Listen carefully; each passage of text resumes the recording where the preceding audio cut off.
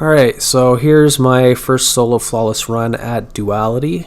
Something I've been meaning to do since this dungeon came out, or at least since I started learning the dungeon. It's more just been a matter of putting aside the time to take a run at it. And so, of course, when you're chasing pinnacles and power leveling and all that stuff, it's kind of hard to find the time to do the stuff you really want to do. But the nice thing about Duality is you can do this on you can do this under level. Like, you don't need to be 1600 or 1580 or anything. I mean, I think it's recommended that you're 1550 to do this dungeon. So I think if you're 1550 or above, I think the dungeon basically treats you the same. I'm not too sure on that, but I would imagine. So anyway, so this, like I'm saying, this is my first solo flawless, so it's definitely not optimized. I would have liked to have completed it in less time and been a lot more efficient, but that'll come in the future. The main challenge for this is just not dying. So I ended up like 6 phasing, 5 phasing Caiatl when I know I could have done it in 2 phases, because I've taken off half her health in 1 damage phase before. Unfortunately, I died in the end, but I know that 2 phases is definitely possible with this loadout I'm using. It's just a matter of efficiency and making sure that Caiatl doesn't get away. So unfortunately, she escaped like 2-3 times on me, which is very frustrating. But you just doing this dungeon solo flawless is more a test of patience and tenacity than anything. So while it would be nice to speed run through these bosses, do a lot of damage in a short amount of time, it's not always the case. Sometimes it's RNG. Sometimes shit happens, so you just got to deal with it and try not to get too disappointed with yourself or frustrated at how it's not going as smoothly as you'd like. If you're trying to do the solo flawless, never mind all that. Just stay alive. Stay alive and be patient. So I'll explain some of the mechanics of this dungeon, but but I wouldn't say this is a guide on how the dungeon works, because there's a lot to it, and that's something I would feel more comfortable dedicating a video by itself to, and I would probably script out proper instructions, stuff like that. So this is more just kind of commentary on the fly about my run at the dungeon, my experience, what I'm using, and maybe some tips and tricks here and there. So loadout I'm using, as you may notice, I didn't showcase my loadout at the start. You'll see it at the end of this encounter when I switch over to my second encounter loadout. But I stay on striker the whole time. I didn't want to mess around with my loadout too much. I just kind of wanted to pick something and go with it.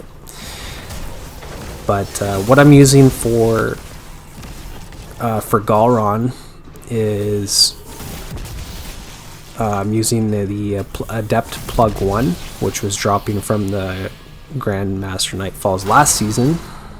I think it was available like double loot week arms dealer or something like that, so I ended up getting a whole bunch of these, and I got one with Feeding Frenzy and Reservoir Burst.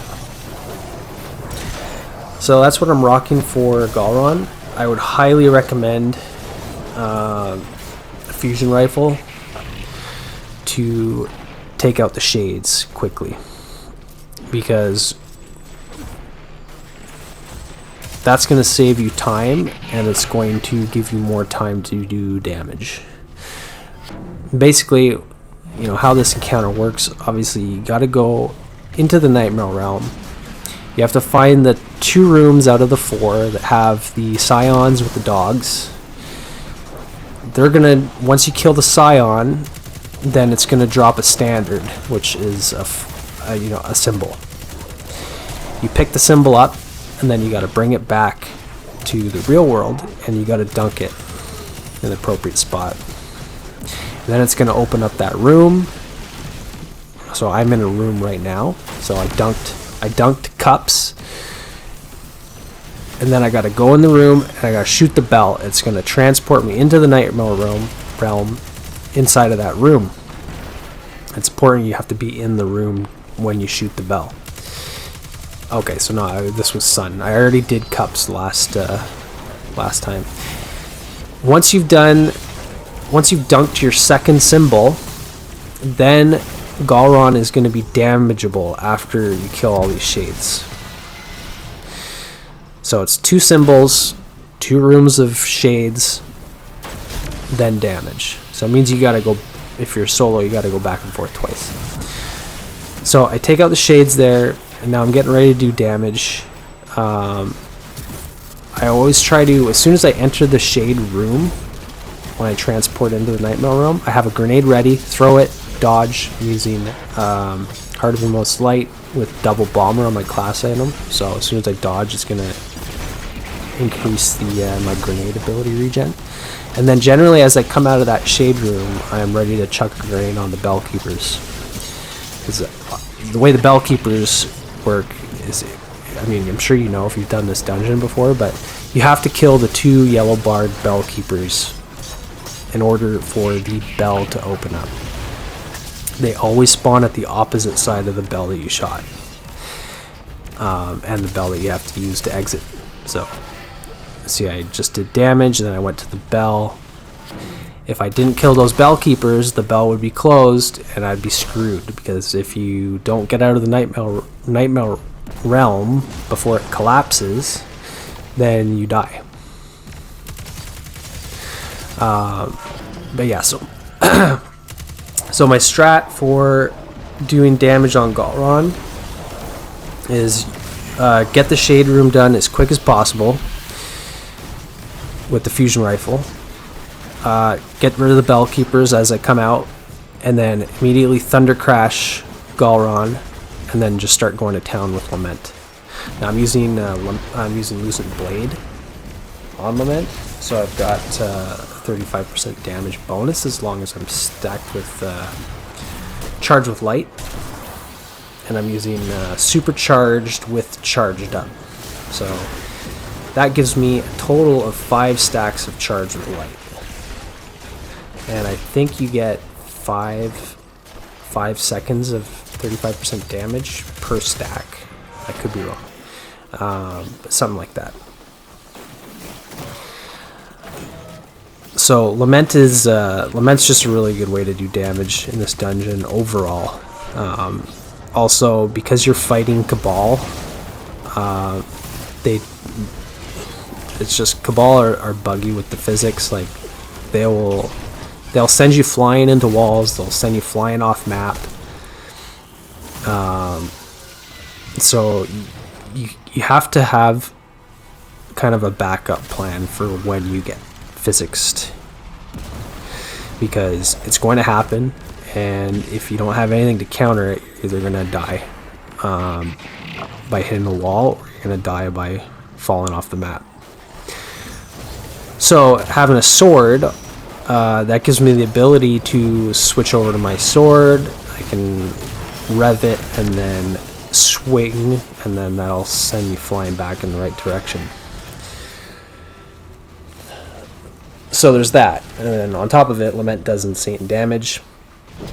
It heals you at the same time. There's tons and tons of ads in this whole dungeon. Snipers and everything, they're all going to be shooting you while you're just trying to do damage to the boss.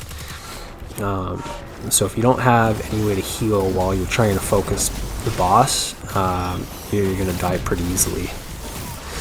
So Lament heals you as you do damage, which is just really good. Not only that, but you can put your guard up and resist incoming damage if you need to. So I use Lament for the whole dungeon. And then I switch between storm grenades and pulse grenades. For Gahlran, I'm using storm grenades because Gahlran is moving around all over the place. So if I chuck a storm grenade, it'll track, and then I can do sword damage at the same time.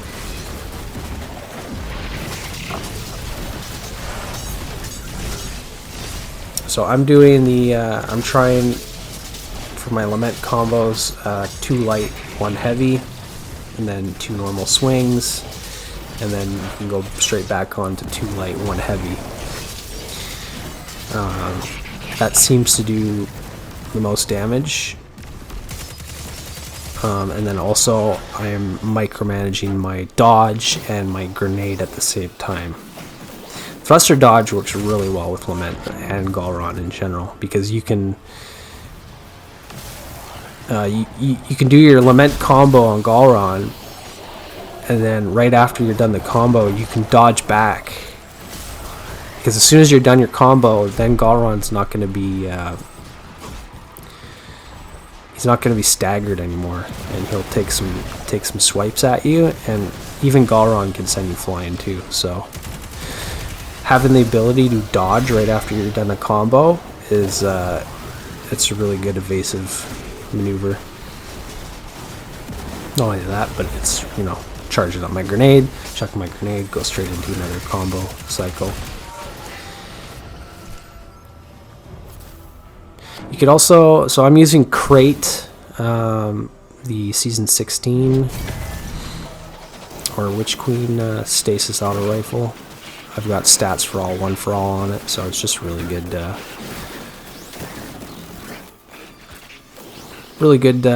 backup weapon to have for taking care of the ads. I pretty much exclusively use it in the real world, not in the Nightmare Realm.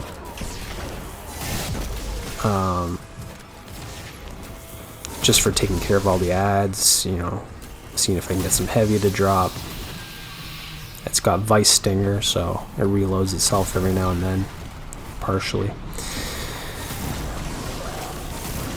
So the nice thing with Reservoir Burst on this fusion rifle is it causes an explosion. So the first shot in your mag, if your mag is full, your first shot is going to do more damage, and it's going to cause the target to explode. So the nice thing, you can use it on the Bell Keepers, and those Bell Keepers have these flamethrower tanks on their backs, right? So if you kill the Bell Keepers, they will usually leave their backpack on the ground unless you shoot their backpack to kill them. That counts as a crit spot, so you can always just aim for their backpacks, and then it'll ignite and blow up. But if you don't kill the Bell Keeper via its backpack, the backpack will drop on the ground, and then it's just like just a sitting bomb, like a mine. And if you're not paying attention, an enemy can shoot it and it'll blow up, or you can shoot it and it'll blow up, and then that can kill you. So you gotta watch out for the backpacks. But the fusion grenade with reservoir, or the fusion rifle with Reservoir Burst, causes the target to explode on death, which means their backpack is gone and everything. So that's a nice thing. Not only that, but you can make your arc weapons synergize nicely with arc, or with striker, if you really want. I didn't do anything special for Gahlran, but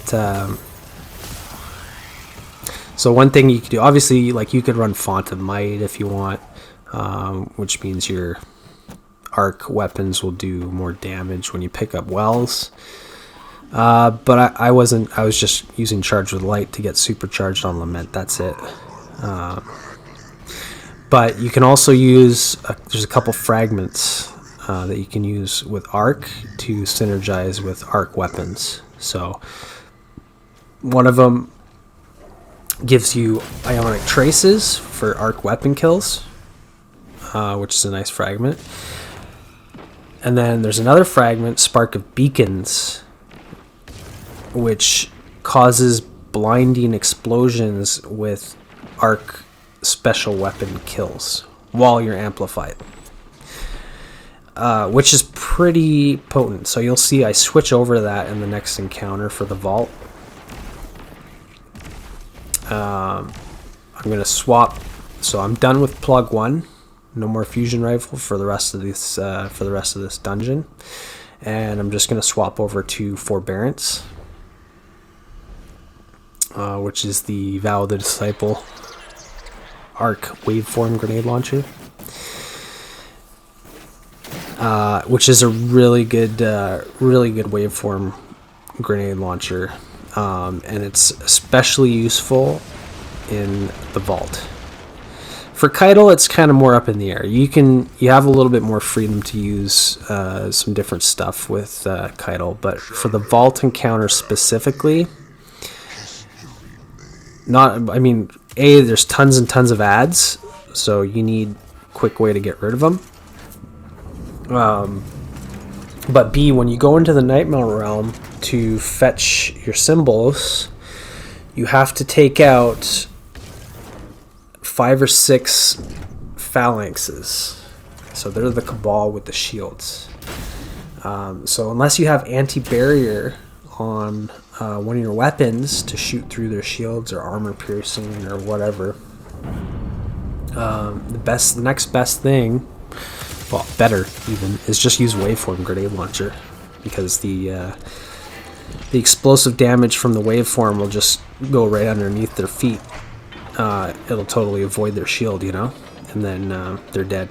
So that's the quickest way to get them out, aside from using like Arbalists and one shot, just sniping them, or sniping them with an anti-barrier sniper or something like that. But that's, if you're super skilled and good at quick scoping stuff, then go for it, but just use a waveform grenade launcher.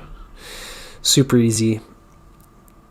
But yeah, so I switched to, you'll see here, I switched to Spark of Beacons. So that way, when I go back into the real world, because the real world is where most of the ads are crazy. Very easy to get overwhelmed. So now when I get amplified and I get kills with Forbearance, which is super easy, it's also going to blind all the enemies around it. Now I'm also using Seismic Strike with Knockout, so whenever I use my charged melee on anything, it causes them to be blinded as well. But yeah, so this is just some extra crowd control measures.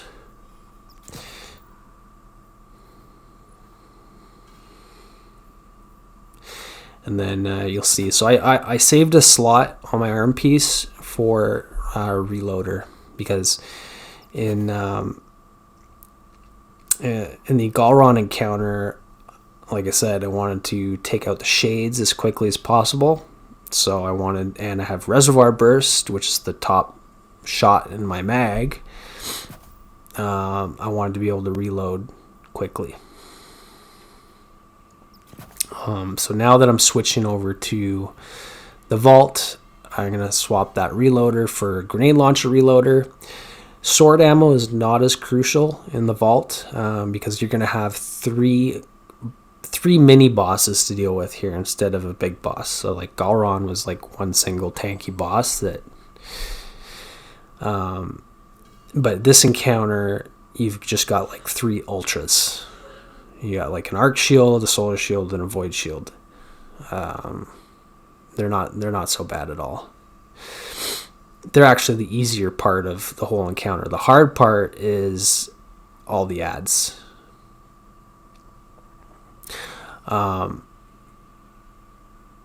So here, I think I'm probably just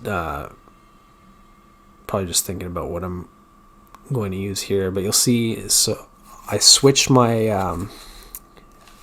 some damage resistance stuff around on my chest piece for each encounter. So the first encounter, I was using melee damage resistance, because Gahlran is a melee-based boss. So I thought, and I'm not sure on like the stats and the numbers of all these damage resistance modifiers, so please, if somebody knows what they are and I'm doing it wrong, feel free to correct me.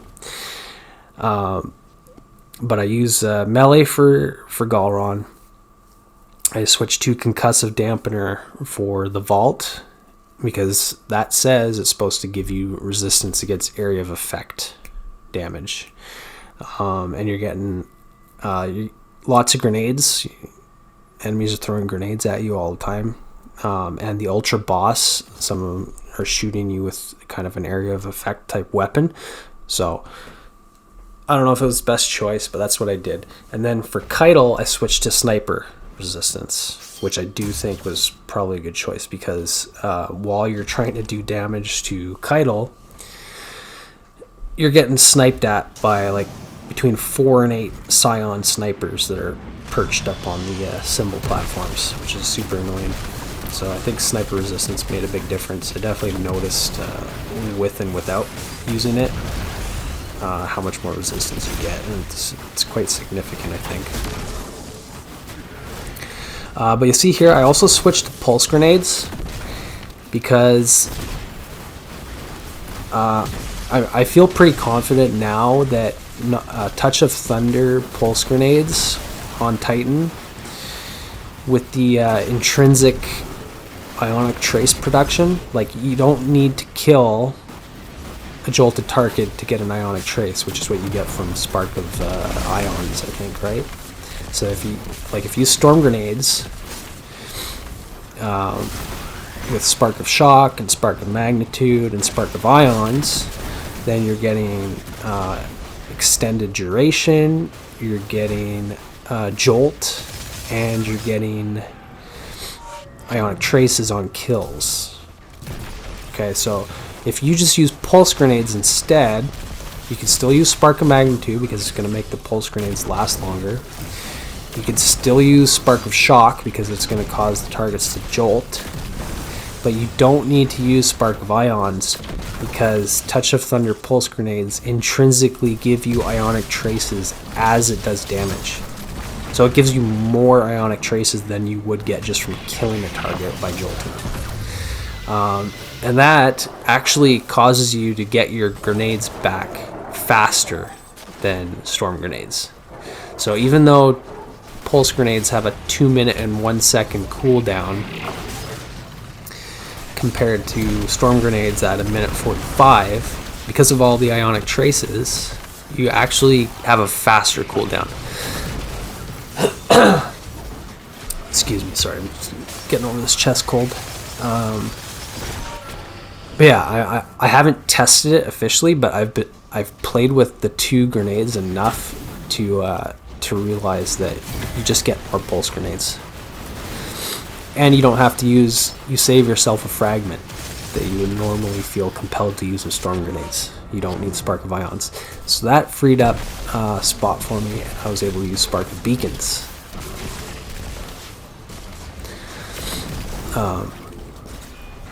Which you've probably seen already, if not here soon. How many Cabal get blinded in the normal world?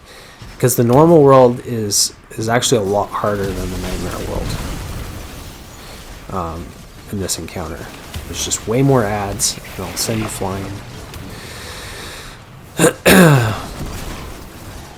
So yeah, Forbearance is really... as long as I'm amplified, I'm killing stuff and blinding stuff. And then I actually just unlocked this, I just crafted Forbearance like yesterday or 2 days ago. Finally got the 5th red border from Rulk checkpoint in Valor Disciple. But the nice thing about it is you can get Unrelenting and Golden Tricorn right off the bat. So level 1, you've got 2 good perks. Unrelenting, super good for this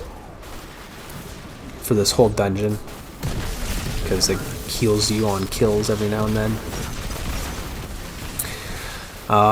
And then Golden Tricorn synergizes really well with grenades, right?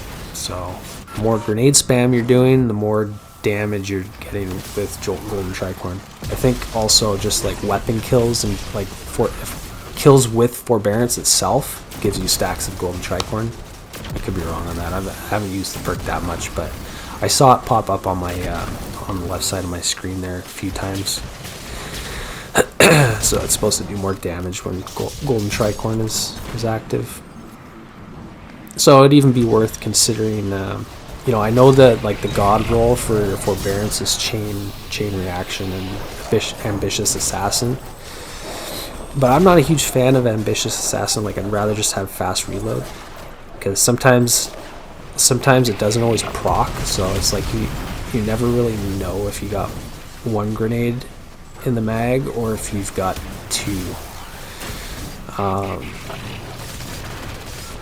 So I don't know. I guess you get used to it if you play with it all the time. But I'd rather just shoot and then know I have to reload. It'd be nice if it had auto loading holster, but it doesn't.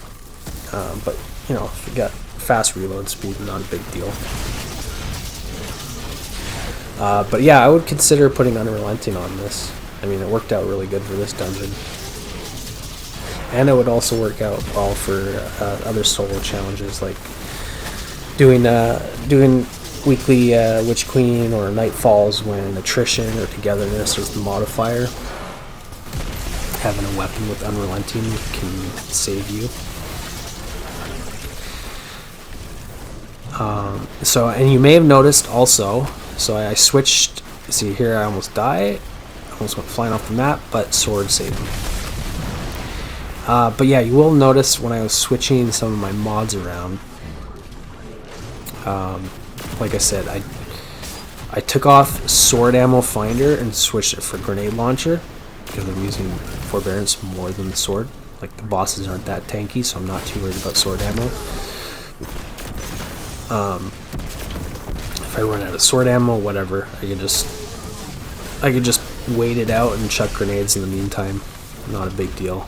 But also, I took off charged up, and I took off elemental ordnance, and I switched them for Well of Life and Explosive Well Maker. So my well production isn't as good as it would be with elemental ordnance for getting charged with light. But I wasn't, like I said, you know, sword isn't my main focus for this encounter. It's more ad clear. So that means that, like, so obviously if I'm using elemental ordnance, then I'm getting arc wells from grenade kills. Any grenade kill, even on a single target. It's just very easy to get lots of arc wells. And because arc wells match my arc subclass, when I pick up a well with elemental charge, I get 2 stacks of charge with light. So it's really easy to get max stacks of charge with light just by producing matching elemental wells. But I switched to Explosive Well Maker with Well of Life because that's just gives me more healing, right? So Explosive Well Maker is going to spawn a solar elemental well on explosive multi-kills. One solar well, because it doesn't match my arc subclass, when I pick it up, it's only going to give me 1 stack of charge with light instead of 2. So I have to pick up more solar wells to get max stacks of charge with light. But I wasn't fussed about it, like I said.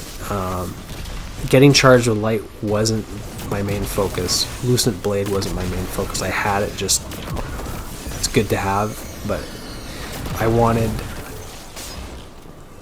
I wanted the solar wells for Well of Life, basically.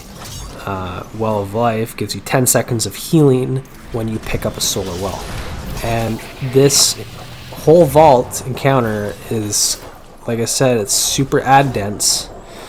It's really easy to die just from all the ads. So I got Forbearance to take care of ads quickly. It's causing explosive damage, as are my grenades, which is going to spawn solar wells for me, which is going to give me healing. My grenade launcher also has Unrelenting, so every now and then kills with it is going to heal me.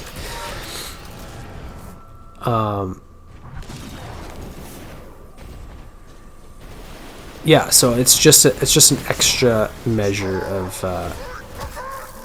to heal myself, and I keep this on for the rest of the dungeon, because Caiatl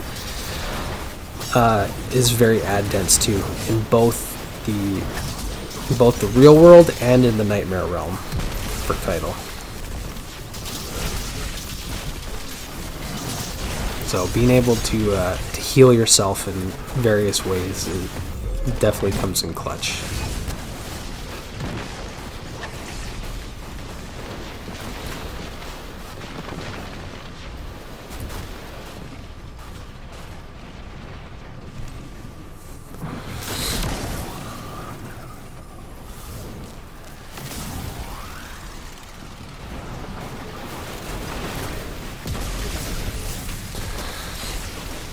See, I mean, look at the number of times that I've been sent flying. Like, if I didn't have a sword, you know, I would have been dead.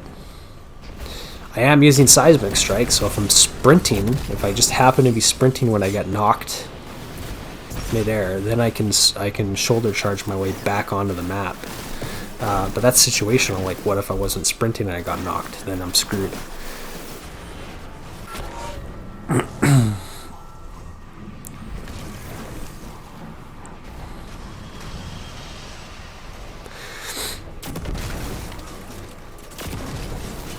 I guess it wouldn't be so bad on if I was using like Solar Warlock with Icarus Dash. You might be able to get away with not using a sword, because Icarus Dash can definitely save you. But yeah.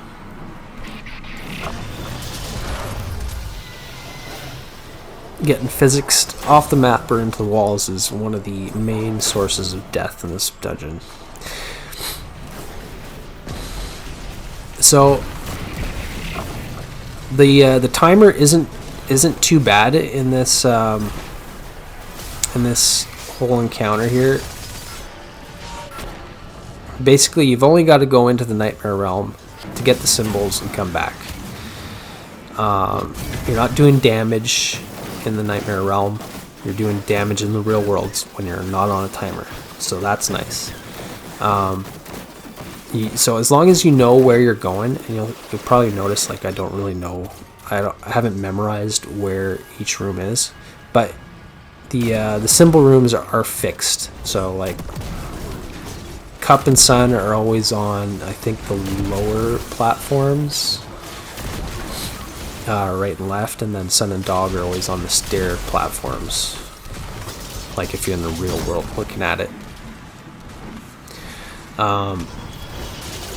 But I don't have it memorized, so I just check before I hit the bell and go into the Nightmare Realm.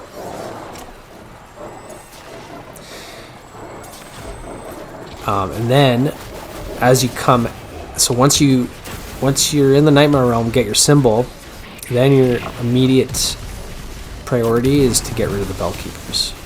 So as long as you can get the symbol efficiently, which you should have no problem doing if you've got a waveform grenade launcher, take out the ads quickly. Then you take out the 2 ultras at the top of the stairs. You grab your symbol. Then you got to take care of the Bellkeepers. So sometimes the Bellkeepers will be, it depends where you hit the bell to transport, right? So if you hit the bell, say I have to go get my symbol in top left corner of the room, and the bell, I shoot the bell on bottom. So the bell is the opposite side of where I gotta go. So that means that the Bellkeepers in the Nightmare Realm are going to spawn on the same side as my room where I'm going to get the symbol. So I know when I grab my symbol and I start leaving the symbol room, I know to look straight down as I come out for the Bellkeepers. However, if I had shot the bell on the same side as the room that I got to go to transport, then I know when I grab my symbol and leave the symbol room, the Bellkeepers are going to be on the opposite side. Right, so knowing all these little things obviously makes makes the efficiency a lot easier. But if you don't know like the order to do things, how to kill things fast, obviously like the timer could be a big issue and you can die from running out of time. But if you know where you're going, what symbol you got to get, and if you know to take out the bell keepers, where they are, you know, you should be able to get back into the real world with like 15-20 seconds left on the clock, easy. But I think I had forgotten what symbol I was going to get at the first part of that boss fight, or that encounter. So you may notice like I wasted some time there, and I just said screw it. I went back and double checked, because if you grab the wrong symbol in any of these encounters, if you grab the wrong symbol, the timer will get reduced for when you got to get out of the nightmare, and it can easily kill you. So you always have to make sure you grab the right symbols. If you're not sure,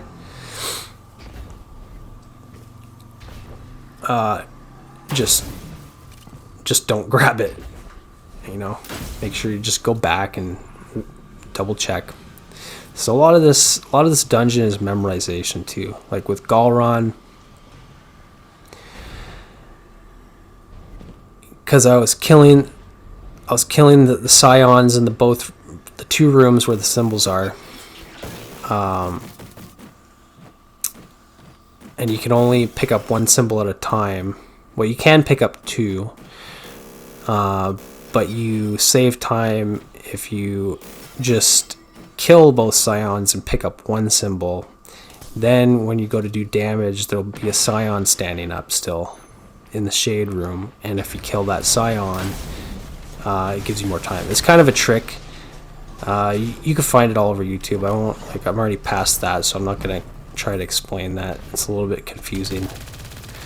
But either way, like when you go back into the Nightmare Realm, you have to remember where you're going. So like I kind of do a lot of like repetition in my head. Okay, this is where I gotta go. Top left, top left, top left. Like I just keep repeating stuff inside my head to remember where I go. So now, you saw there, like those dudes almost killed me. They sent me flying off the beams. It was the Bellkeeper type enemy with his flamethrower. Fortunately, I was able to lament and seismic strike or something, and didn't die to fall damage. But yeah. But yeah, so here for Caiatl, you gotta dunk two symbols just like Gahlran, and then you gotta go back into the Nightmare Realm, grab two more symbols, dunk them. So you gotta dunk 4 symbols total, 2 sets of pairs, to light up the chains in the real world. Then you shoot the chains, the bell drops, and then you go back into the Nightmare Realm, and this time Caiatl will be there with the bell keepers all over the place, and you gotta take out the bell keepers, open up the bell, then you do damage to Caiatl at each bell. But because you can get, when you're solo on this encounter, you could do both symbols at the same time. You have enough time on the timer to do it. If you're not comfortable doing it, just do one at a time. It's no big deal. So here you can see I've got cup and sun. Those are the symbols I gotta get. So, and I've kind of memorized where the symbols are in this encounter, so that helps. But cup is always on the right, bottom right, and sun is always top left. Dog is always bottom left, and axe is always top right. So sun and cup are always opposite of each other, diagonally. Dog and axe are always diagonal across from each other. So whenever you have to get, like, if you have to get dog and axe, and it's random, like, which symbols you have to fetch each time, right? The spots where you get the symbols are always at the same spot. but the game is telling you it needs these 2 symbols first, like that's all random. So the fact that I have to get sun and cup is random. But so what I'm saying is it's kind of bad RNG in a way when you get sun and cup or when you get dog and axe, because that means you have to go diagonally across the map instead of just like, you know, both back platforms or both side platforms. You have to go diagonally across. Not that it's super hard, it's just you have to cross the whole map and all the enemies diagonally. So it could be a little bit riskier. But you got to remember where you're going. So and this is the case, obviously, no matter what symbols you got to get. But if you're gonna do 2 at a time, you have to make a mental note before you go in there where you're going. So I knew sun and cup. It means that I was going bottom right, top left. And then when you're in the Nightmare Realm, you got to kill the bell keepers to open up the bell. But this time you got, no matter what, no matter how many symbols you pick up in the Nightmare Realm, you still have to kill all the bell keepers to open up the 1 bell. So there's 4 bell keepers. And you got to make sure you don't get too close to them or they'll send you flying off the map. So you just try and use your grenade and use your waveform. Take them out as quickly as possible.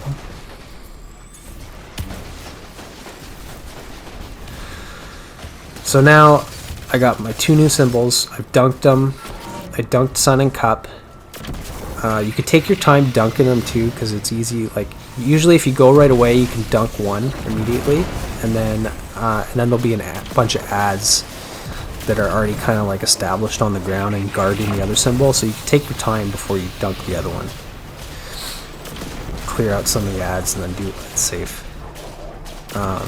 But then it told me, so once I dunked the first 2, it tells you the next 2 you gotta go get. So now I'm back there getting my other 2 symbols.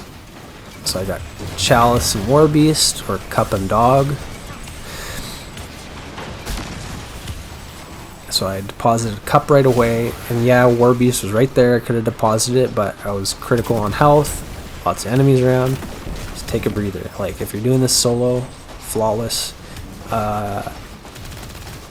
it's not worth rushing yourself when you don't have to.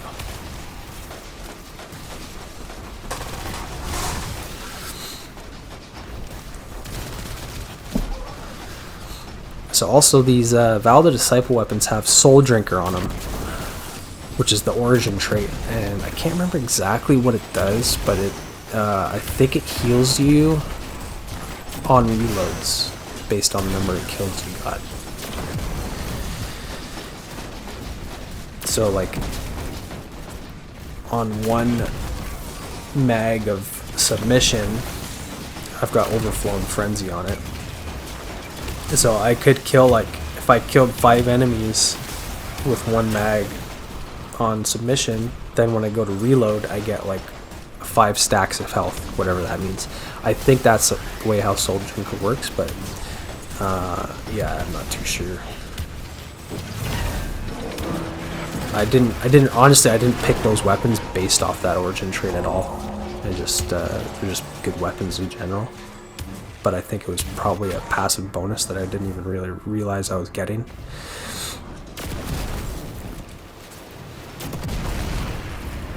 Okay, so now Caiatl's here. As soon as you transport into the Nightmare Realm, when you're done, like after you got the 4 symbols, you drop the chains. You want to do damage. You look at Caiatl from the middle. As soon as she spawns in, she's gonna either move her body left, right, or go straight down the middle. That's where she's going. So you know right away which bell she's going to, which means that you gotta immediately take out the bell keepers on the appropriate bell, open the bell up, and then you gotta shoot it right before she goes in. Because if she gets to the bell before before you open it, she'll just disappear. She'll transport back into the real world, and then you've completely lost your damage phase, and you have to get all 4 symbols again.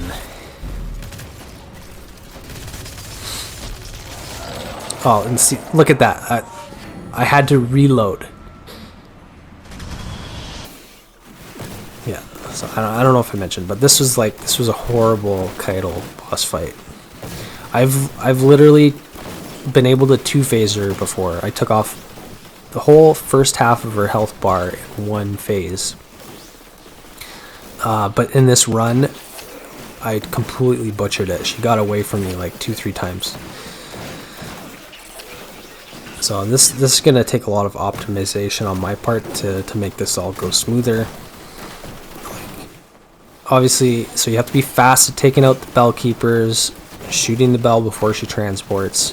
And then, after you're done doing your like 5 seconds of damage on her, she's going to unstun and head to the next bell. And that's when that's the tricky part. Like, you have to get ahead of her and you have to bait a stomp out of her. So if you get close, she'll try and stomp you, and then that slows her down. So you got to bait that stomp.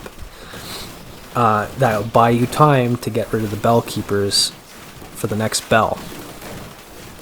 But yeah, I like just the fact that I ran out of ammo while shooting the bell there, that cost me. Like, she just got to the bell right before, and yeah, so I have to start that over again, which isn't too bad. Like, if you screw up 1 or 2 of these damage phases, like typically a decent run on this would be 3 phases solo. Like, if you're doing a really good job, you could do it in 2.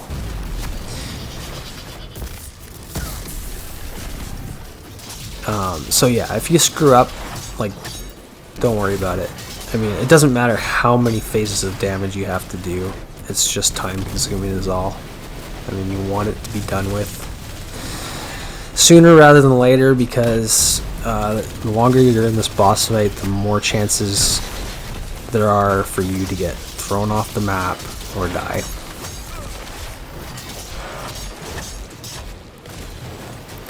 But yeah, I was a little frustrated that I didn't get to do all the damage on that first phase, but this phase here, no problem. I get all 3 bells, and so I'm able to do decent damage. And see, the pulse grenades are really good for Caiatl too, because they're while they're doing damage, it's producing ionic traces for me, and then I've pretty much always got another pulse grenade ready to go for each bell.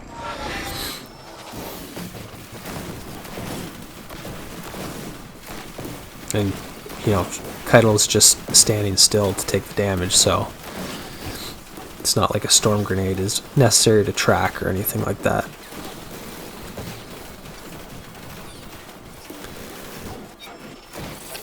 But I will say, while you're going from damage phase to damage phase, or bell to bell for each damage phase, you can bait some stomps out of Caiatl as much as you want and delay the time. Give yourself more time to take out the bell keepers and open the bell. That's great, but also you don't want to take more time than necessary, because those the snipers are all shooting you at the same time. So you want, like, if you're using Lament, you want to get to that next damage phase quickly so that you can start healing yourself while you're doing damage to Caiatl, because if you're not damaging Caiatl, then you're not healing, and you're just very vulnerable to the snipers. Like, obviously you can put your guard up and hope that saves you, but you get a nice chunk of healing while you're doing Lament damage to Caiatl, so it is one thing to consider. You've got no ads either, so you're not picking up Wells of Life to get healing. You're not using your charged melee on any adds to get healing from knockout. You're not getting any unrelenting healing from forbearance because there's no adds to kill. So you're completely on your own for your resilience, your damage resistance, and your recovery when it comes to the Caiatl phase. So it's really, it can be really tough. And then oftentimes you can find yourself like you're on critical health, and then you know, it's your close quarters with Caiatl, and then you try and throw a grenade down and you accidentally do a little bit of damage on yourself and kill yourself with a grenade. So even if you can manage to avoid the snipers, it's still easy to die just from the fact that you're going to be critical a lot.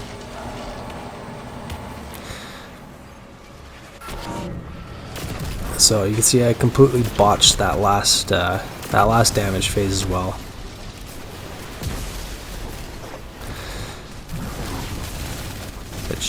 And this one too. You know, it is what it is. At that point, I was thinking, well, there's no way I can post a video like this. I've completely butchered it. And I will do this again, and I'll get better at it. That's not a big deal, but this was my solo flawless run. This was the first run. I did it. I got the emblem at the end and everything. So, you know, and that just goes to show you like how difficult it can be and how patient you have to be to do this, especially if it's your first time. Like, it's not going to be a perfect run. You just got to get that out of your head. If you got to take 5 or 6 phases to beat Caiatl, it is what it is.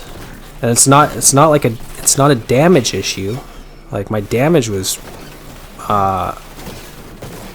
potentially good. Like, I had the right setup, I had the right weapons, right mods, right build, and everything. I could have 2-phased Caiatl if everything went perfect. The biggest issue is the Bellkeeper, managing the Bellkeepers and the Bell and baiting the stomps and keeping your health up. If you can do all that, then doing damage on Caiatl is like the least of your issues. That's the easiest part.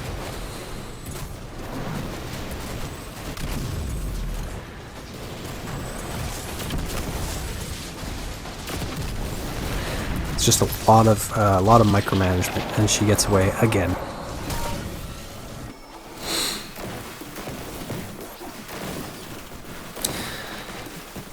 So I think that's the last. That was the last screw up on my part, and I think I'm able to kill her on the next phase.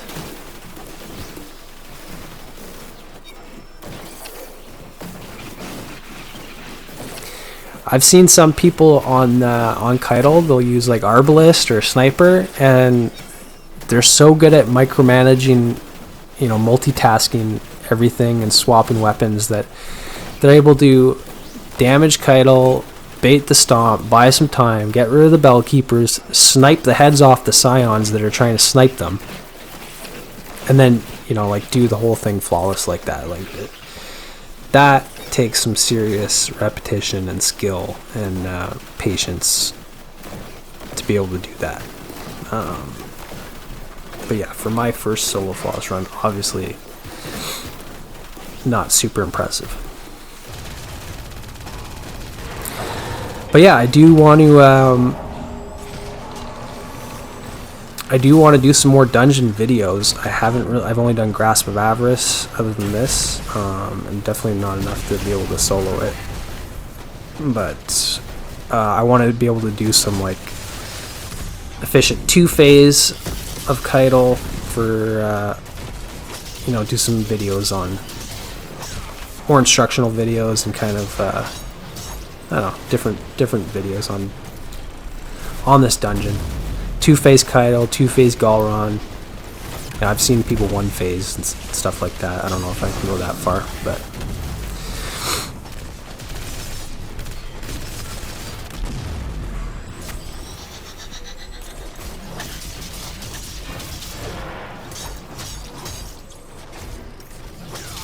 I've also seen some people do the vault by getting both symbols in the Nightmare Realm at the same time. They like eager edge around the map, so that would be cool too.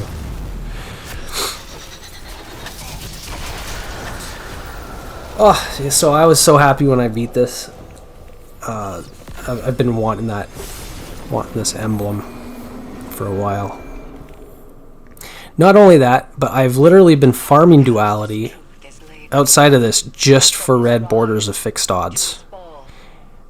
I was at like, I could have swore I was at 4 out of 5 on my patterns for fixed odds, and I just needed one more red border, so I got it. So not only did I get my solo flawless, and I got my emblem Untouched by Opulence, that's the emblem, but I also got my last red border fixed odds. But when I went to go dismantle it to get my pattern, it said it gave me progress, but it didn't. And I've had this before. There's a bug. There's a bug with this dungeon. If you try and swap weapons, or equip weapons, or like, the weapon will just disappear from your character. And like I found one like 5 minutes later in my vault, so be careful. I don't know if it bugged out or if I was just wrong on my pattern progress, but switching weapons around and stuff can actually bug out. Anyways, hope you enjoyed. If you do, leave a like, comment, be happy to see what you got to say, and I'll see you in the next video. Take care.